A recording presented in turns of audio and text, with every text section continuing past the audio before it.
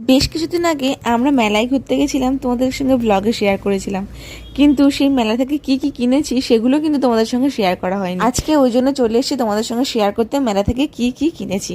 তো মেলা থেকে যেগুলো কিনেছি তার মধ্যে প্রথমবারে হচ্ছে দুটো চশমা কিনেছি, একটা আমার আর একটা আমার বরের। চশমা দুটো কেমন হয়েছে অবশ্যই জানাবে। এই চশমা দুটো কিন্তু ওরই পছন্দের, মানে আমার বরের পছন্দের। সোনা বাবা যেহেতু ছোট, তাই ওর জন্য এখন কিছু কেনা হয়নি। পরের বছর যখন যাব তখন ও সমস্ত জিনিসপত্রকে কিনে দিতে হবে, বলবে আমাকে এটা কিনে দাও সেটা কিনে দাও। তো এখন ওই জন্য আমরাই কিনে নিচ্ছি। তো এই যে আমার বরের চশমাটা আমিও একটুখানি পরে দেখলাম, খুব একটা আমাকে ভালো লাগছে না, তবে ওকে বেশ হ্যান্ডসাম লাগছিল। তবে মেলা থেকে আমি একটা দারুণ জিনিস কিনেছি, মানে আমার ভীষণ ভীষণ ভীষণ পছন্দের একটা জিনিস কিনেছি।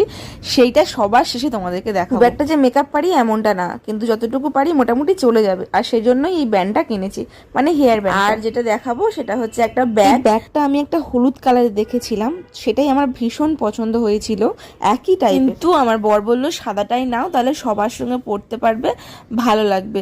তো ওই জন্য সাদাটা নিয়েছি।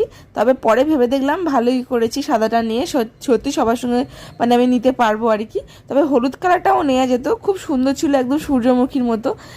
তো সাদা কালারটা আমি বললাম যে একটু অপরিষ্কার হয়ে যাবে বলে জন্য ভাবছিলাম, তারপর বললো অপরিষ্কার হোক না, সুতোর দড়ির তো এগুলো, মানে খুব রোদে কেচে দিলে শুকিয়ে যাবে। কিন্তু এত সুন্দর ব্যাগটা আমার দারুণ লেগেছে। তোমাদের কাদের কাদের ভালো লেগেছে অবশ্যই কমেন্টস করে জানাবে, আশা করছি প্রত্যেকের ভালো লাগবে।